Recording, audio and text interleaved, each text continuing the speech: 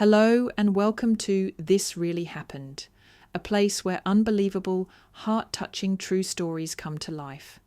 Sometimes surprising, sometimes bittersweet, always real. Grab a drink and settle in. We're about to begin.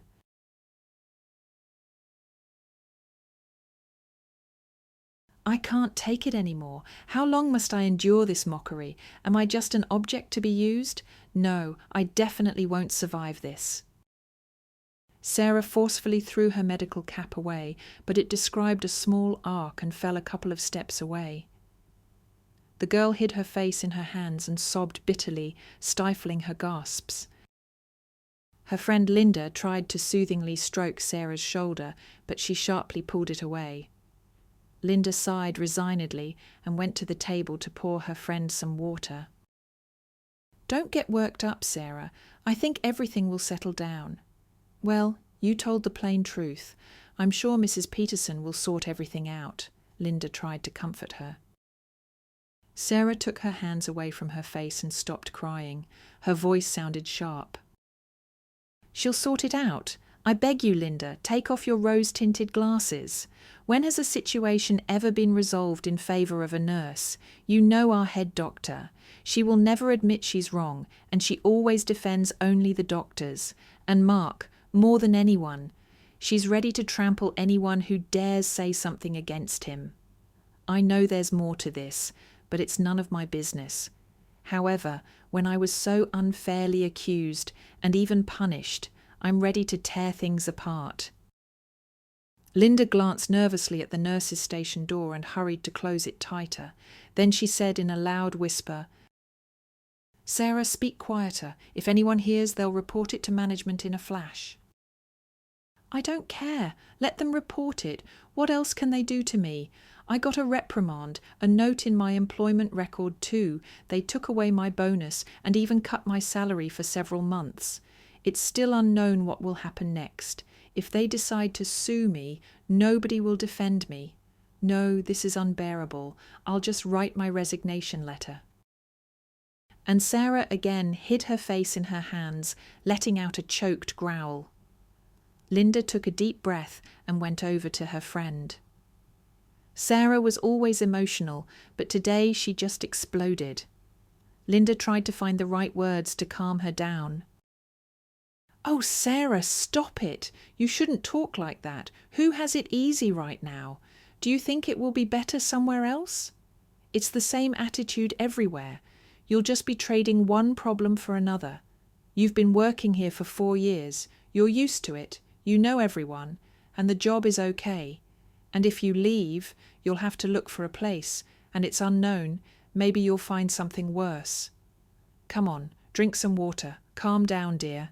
I have to run to surgery, otherwise the surgeons will tear me apart. Come on, pull yourself together." Linda hugged her friend and quickly left the nurse's station. Sarah was left alone. In her hand, she held a glass of water. She looked at it and replayed the recent events in her mind. Sarah came to work at this hospital 4 years ago. None of the surgeons were eager to work with an inexperienced scrub nurse. Sarah was thrown into one team, then another, but the girl quickly gained the doctor's trust.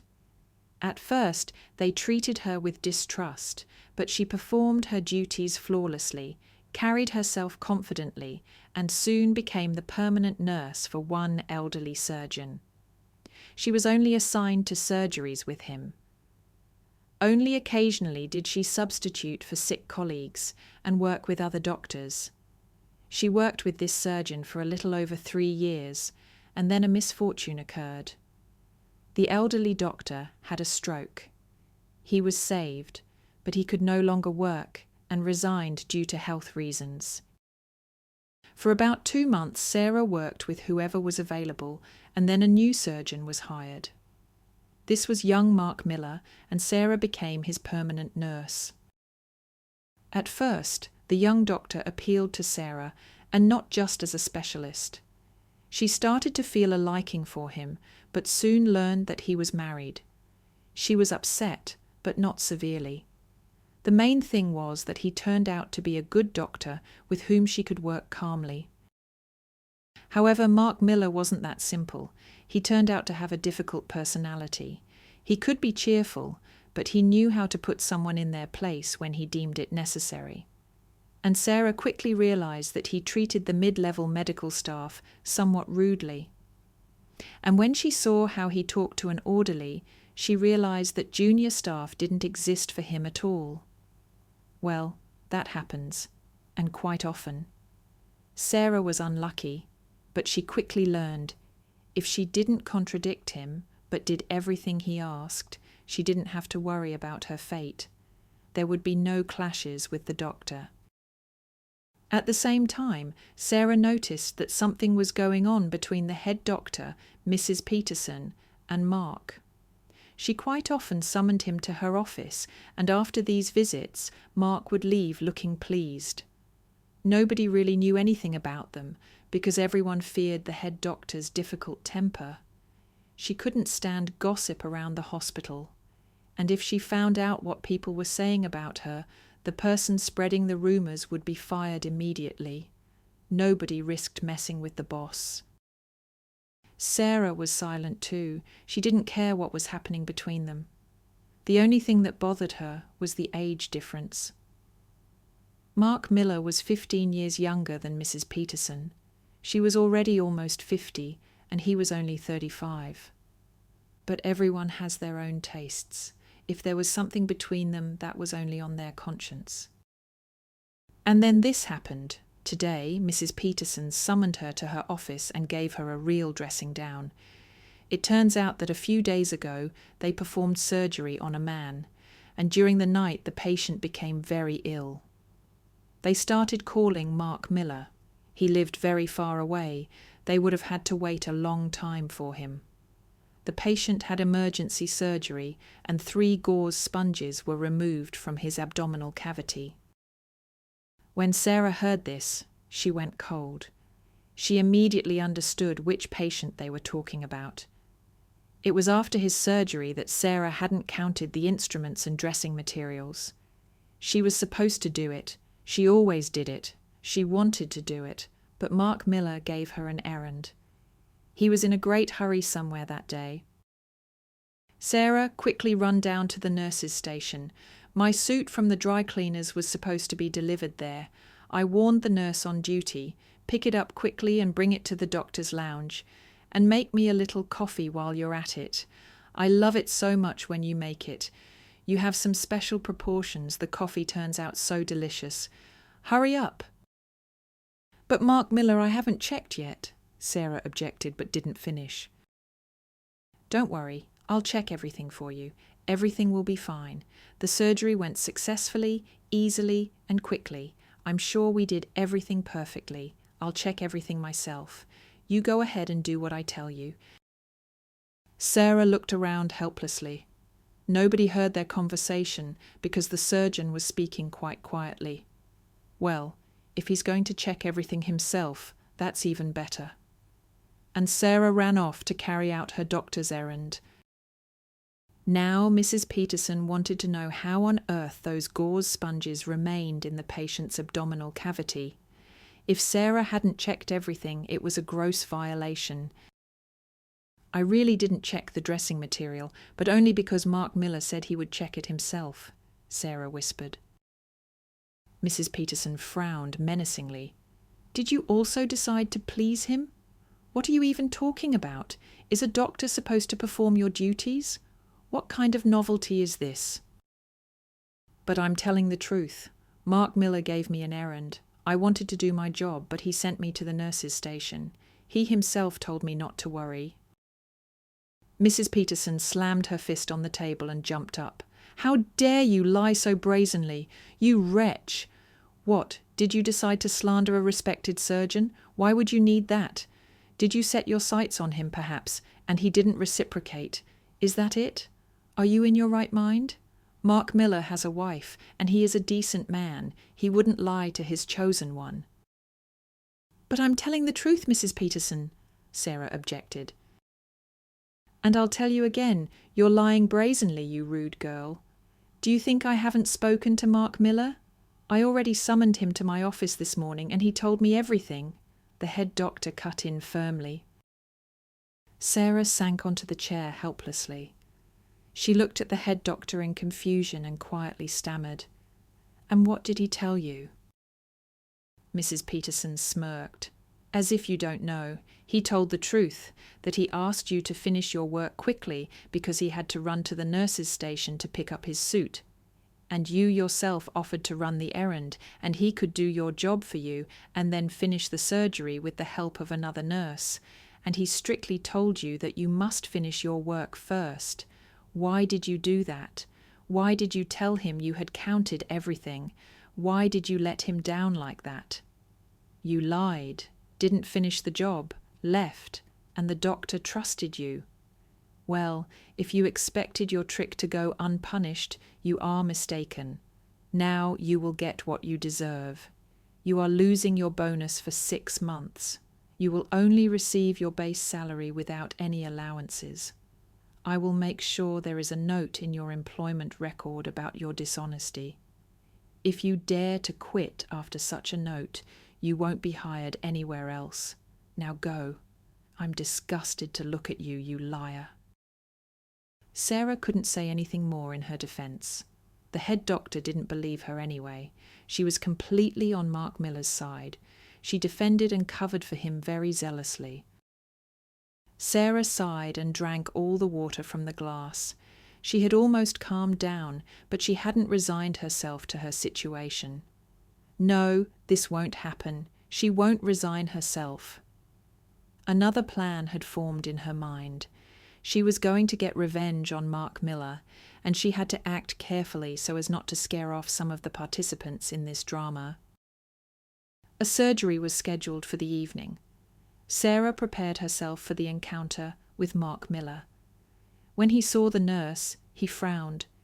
He expected her not to speak to him or to throw a tantrum, but Sarah calmly greeted him and then said, "There was some kind of misunderstanding. I apologize for letting you down. I need to be more careful in performing my duties. Henceforth, I won't repeat my mistakes." Mark Miller smiled arrogantly. He understood that Mrs. Peterson had put the nurse in her place, and he had managed to avoid punishment. "Yes, well, you make sure this doesn't happen again. The patient almost lost his life because of you. Do you think this is all a joke? No, dear, this is a very serious matter. I told you not to leave until you finished, and you let me down. You said you checked everything and ran off. A fine state of affairs. If I ran off like that without finishing surgery..." Sarah barely restrained herself from lunging at the arrogant surgeon, but she gathered all her willpower and simply remained silent. The surgery went quickly. Now Sarah performed her duties even more carefully. She knew she could be set up at any moment. After her shift, she went home. She didn't eat, didn't drink coffee. She simply lay down on her bed in the dark and immediately fell asleep. Starting the next day, Sarah began to carefully watch Mrs. Peterson and Mark Miller. At every opportunity, she walked past the head doctor's office, listening to what was happening behind the door. Mark Miller often visited the boss, but Sarah heard nothing when she walked past. She needed to be sure that there was something going on between them, and then the rest would be simple. She just needed to get the necessary information to Mark Miller's wife. Sarah learned that the surgeon's wife's name was Eleanor, and she was the daughter of an influential man. If Sarah could prove that Mark Miller was straying, he would be in big trouble. She greatly hoped for this. She also hoped that Mrs. Peterson would have problems too. Time passed, but all attempts to find out anything about the relationship between the head doctor and the surgeon were unsuccessful. Sarah began to lose patience and hope. Would she really not be able to get revenge on the one who wronged her? Is that fair? She tried her best to be polite to him, but it became harder every day. The hurt and damage inflicted on her were too great. The patient who suffered due to Mark Miller's fault was discharged. He didn't file a complaint against the hospital. In this, Sarah was at least lucky. It was still unknown how everything would have ended if the hospital had been sued. 2 months passed, and finally luck smiled on Sarah. She managed to catch Mrs. Peterson and Mark Miller together. It was late evening, only the on-call shifts remained at the hospital. Sarah should have been home long ago, but she stayed late. She had a severe stomachache, and she lay in the nurse's station for a long time after taking a pill. When she finally felt better, she got ready to go home. As she was walking towards the elevator, she remembered that she wanted to take her medical uniform home. She had badly stained her pants. She sighed and went back. Turning the corner of the corridor, she saw from a distance that the door to the head doctor's office was open. Sarah frowned and slowed her pace. To herself, she was glad she was wearing sneakers. She stopped a meter away from the door. She couldn't see what was happening in there, but she could hear wonderfully. Holding her breath, she listened. "But why do you make me so jealous of you?" she heard Mark Miller's voice. Mrs. Peterson's playful laugh rang out. "My dear, what are you imagining?" And then Sarah realized this was her only chance. She carefully took out her phone, which was always on silent mode when she was at work, and pressed the voice recorder button to record the conversation. "Why would I be imagining things? Today that young intern came to your office all day. What, did you decide to trade me for a younger lover? Mrs. Peterson, this isn't at home, and you shouldn't play these games with me," said Mark Miller. "Oh, Mark Miller, what, are you asserting your rights? Look what you've thought up. You have a wife, go boss her around. Your Eleanor probably puts up with it, but I won't. I am not a lawful wife to be ordered around. I'll be the one ordering you around, because you're only here because of me. If I just snap my fingers, you'll be out of here," replied Mrs. Peterson. Mark laughed. "I like today's games. You'll be my strict mistress today." "Well then, I agree to do everything you say. Only please, let's not talk about my wife anymore. You know that Eleanor is of no interest to me." Mrs. Peterson giggled. All right, I won't talk about your wife. Go, close the door so no one disturbs us." Sarah went completely cold. If one of them looked out of the office now, Sarah wouldn't go unnoticed, and her whole plan would collapse, and she would have even more problems than before. But she was lucky. The door simply closed. The sound of the lock clicking shut was heard. Sarah could breathe out. "God, I need to get out of here immediately." She stopped the voice recorder, holding the phone as if it were a treasure. She carefully turned around and started walking slowly. The further she walked, the faster she moved. Only when she was in the elevator did she smile, looking at her phone. How lucky she was. It was incredible luck that she managed to overhear this conversation. Now she would be able to get revenge. This would be quite enough for her. "Now you'll get what you deserve from me," she whispered to herself. A few days later, she managed to find out Mark Miller's wife's phone number. He often gave her his phone to leave it on charge, and Sarah took advantage of this. She wanted to send the recording to the surgeon's wife, but she didn't know how she would react. For several days, she pondered how best to proceed. A week later, Sarah went on vacation, and on the very first day of her vacation, she decided to call Mark's wife personally. Maybe the woman wouldn't answer, seeing an unfamiliar number, but it was worth a try. Strangely, she was answered immediately. "Hello, excuse me, we don't know each other, but I know your husband. I work with him. I really need to meet with you. Only please, don't tell your husband anything, otherwise I'll be fired, and I can't lose my job. I beg you, give me 10 minutes when we meet. I won't keep you longer, but I really need to tell you something. It's very important." And again, luck smiled on Sarah. Eleanor agreed to meet her that same day in 2 hours. When Sarah arrived at the small cafe where Eleanor was already waiting for her, she felt flustered. This girl was her age, very attractive, and looked sad. "So what did you want to tell me?" asked Eleanor after the greeting. Sarah, stumbling over her words, told Mark Miller's wife everything and played her the recording. Eleanor listened to it with headphones on, her face completely stone-like. Her eyes didn't even blink. She only turned very pale. When she took off the headphones, she looked carefully at Sarah. "Why do you want this? Why are you doing this?" Sarah opened her mouth but didn't know what to say. And then she told the truth. She told how Mark Miller had set her up, how she had suffered, losing more than half of her earnings, and that she wanted to teach the vile surgeon a lesson. Eleanor nodded her head and then said thoughtfully, "My father told me that Mark was a scoundrel, but I didn't believe him. I believed Mark. Recently, I started to suspect that he was leading me on. I had him followed, but he didn't go anywhere else, only to work. I couldn't even imagine that he had affairs at work. Well, thank you. I think there's nothing more for us to talk about. Yes, by the way, I would like to compensate you for the damage caused to you because of my husband." Sarah waved her hands. No, not at all. I don't need anything." Eleanor nodded. She transferred the recording to her phone, then returned Sarah's mobile and stood up. "Well then, as you wish. Goodbye." Sarah sat in the cafe for about 10 more minutes.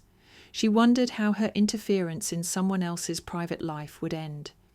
Had she done the right thing?